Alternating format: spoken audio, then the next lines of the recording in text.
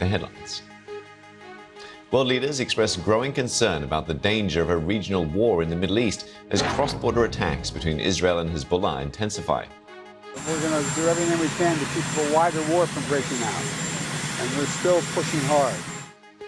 Sri Lanka's presidential election has been won by a left-wing anti-corruption candidate in a political shift for the nation. How two recent security breaches involving former US President Donald Trump, including one in Pennsylvania in which he was shot, have sparked a whole new wave of disinformation and hate.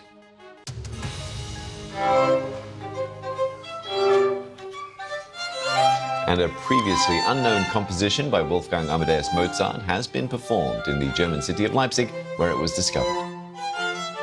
We end Newsday with a previously unknown composition by Wolfgang Amadeus Mozart. It has been performed in the German city of Leipzig, where it was discovered.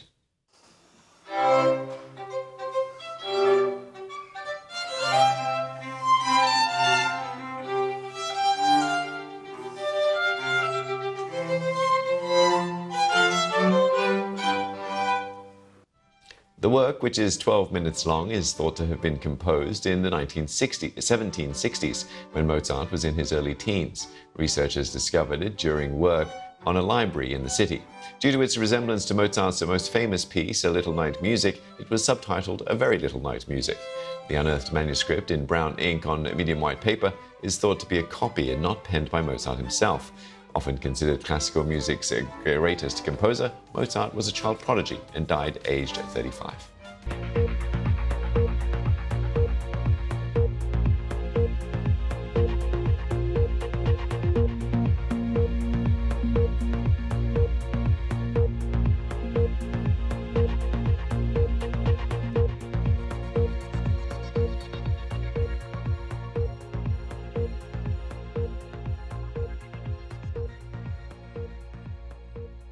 Let's turn to Germany now. Chancellor Olaf Scholz looks to be in a position to secure a narrow victory over the far-right AfD in a key regional election. Brandenburg, in the country's northeast, has been safely in Social Democrat hands since German reunification more than 30 years ago. But two regional elections earlier this month saw major gains for the far-right. The Chancellor's party appears to be ahead in latest projections for the results. And world leaders back the UN's Pact for the Future, pledging to work together on challenges including climate change, artificial intelligence, and inequality. World leaders have started gathering at the UN headquarters in New York for the 79th session of the UN General Assembly. And on day one, the UN held the Summit of the Future, adopting an agreement that it calls a once-in-a-generation opportunity to steer humanity on a new course. Now, the agreement, called the Pact for the Future, was approved by 143 UN countries. 7 voted against it. One of the pact's key elements is action to address climate change. Countries reaffirmed their commitment to move away from fossil fuels and to triple renewable energy. UN Secretary General Antonio Guterres called the summit because he said, "Our world is heading off the rails." The Pact for the Future must lay the ground for reform.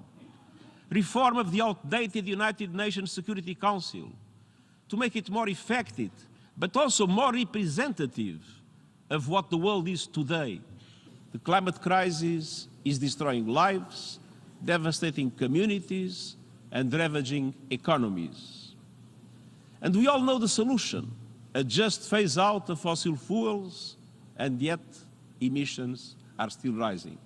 Media outlets in Japan report 6 people have been killed after rains caused floods and landslides in the northwestern Ishikawa region. More than 40,000 people across 4 different cities have been ordered to evacuate after at least a dozen rivers in the region burst their banks. The region is still recovering from a powerful earthquake at the beginning of this year. Kenya has pledged to send 600 more police to Haiti to help fight gangs controlling much of the capital city, with more than double the number of Kenyan officers currently deployed to help Haiti's police force. Armed gangs have in recent months taken over large parts of Port-au-Prince as well as swathes of rural Haiti. Ecuador has started nationwide power cuts 1 day earlier than planned due to a severe drought affecting its hydroelectric plants. The government says daytime cuts will hit 12 provinces on top of the wider nightly blackouts set to start on Monday. The country is facing its worst drought in 60 years. Our headlines for you today. They are the devastating weapons that carry deadly consequences. We have a special report on the rise of so-called zombie knives before a new ban comes into force. Yes, this is the sort of weapon that will be banned from tomorrow. Our figures show that the police are dealing with almost twice as many swords, machetes and zombie knives as they were 5 years ago. This morning, we're at the Border Force Centre where agents try to intercept weapons being sent in the mail.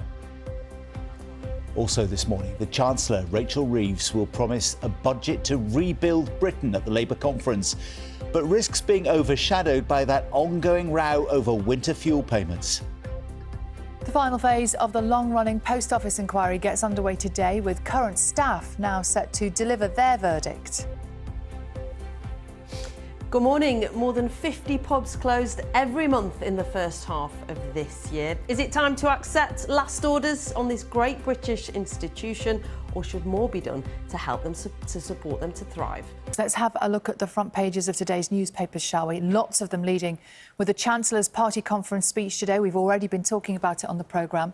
The Times says Rachel Reeves will use her address to offer a more positive version of the future after a host of dire warnings about the economy. But in a nod to the pressure the government continues to face over cuts to winter fuel payments, the Express this morning is reporting that retired members of the Unite Union are going to try to force a U-turn on that decision by protesting at the conference over the next couple of days. Elsewhere, The Guardian focuses on events in the Middle East. Hezbollah enters a battle of reckoning with Israel as one of its headlines. Talking about CFAX this morning, Sal. Here's a bit retro as well. On the BBC News website, you can read about this story about the Tamagotchi is coming back. Sales of the hit 1990s gadget have more than doubled, apparently, prompting the recent opening of its first dedicated Tamagotchi store in the UK.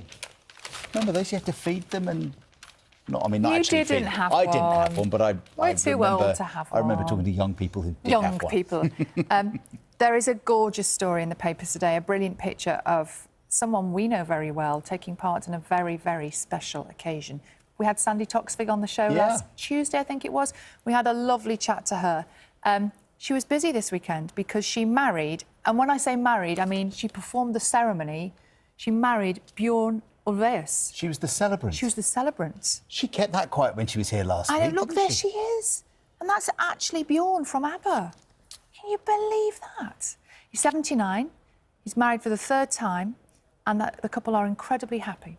And apparently he met Sandy while he was doing a Mamma Mia show, food-related show in London, only quite recently. They're not old friends, I think, but they got on really well. I think she was one of 3 celebrants who officiated the wedding, which was in Sweden over the weekend. What a gorgeous picture. We like a love story, don't we? We missed the scoop, though. We did. We should have said, what are you doing this weekend, Sandy? What are you doing next? That's always the next question, is what are you doing next? We'll ask that question to the various people on the sofa with us here this morning. Transport for London says there is no set date for when commuters using contactless cards will be able to see their journey history online again. The system has been down due to an ongoing cyber security attack. TfL says Londoners will be notified once it is available, and they can then correct any incomplete journeys or maximum fares. The Mayor of London, Sadiq Khan, is travelling to New York City for the UN's General Assembly. It's where politicians and global business leaders will meet to discuss climate change. It's the Mayor's second trip to New York in 2 years. City Hall says he wants to bang the drum for London. Now, if you're around the Thames today, you might see a rather unusual sight, a Spanish warship sailing through London. The full-size replica of the 17th century galleon Andalusia is due to pass through Tower Bridge and dock in East London later today. And visitors will be able to find out about life aboard until the 6th of October. At 6, it's a bloody day in Lebanon, with the government there saying at least 270 people have been killed in heavy Israeli bombing. The Israeli military says it was targeting 800 Hezbollah positions as concerns grow of the war escalating. Tonight, the death toll here is rising hour after hour, and there is fear across the country.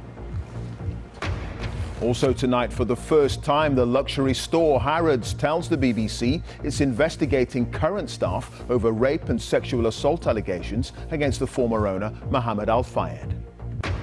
Flash flooding devastates parts of England, with some areas seeing a month's worth of rain in just 24 hours.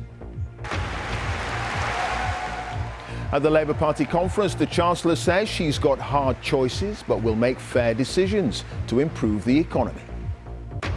And before personal computers and mobile phones, it was the TV service CFAX that told us what we wanted to know, launched 50 years ago. And on BBC London, the Met launch a murder investigation after a 15-year-old boy is fatally stabbed in Woolwich with what they believe was a zombie-style knife. Rain stops play as AFC Wimbledon are forced to cancel a crucial cup match after its pitch is damaged by extensive flooding. Meanwhile, making its way along the Thames, why a replica Spanish warship is docking in London. And keep dancing, Tom! Pupils at his former primary school cheer on Olympian Tom Dean as he swaps swimming for Strictly.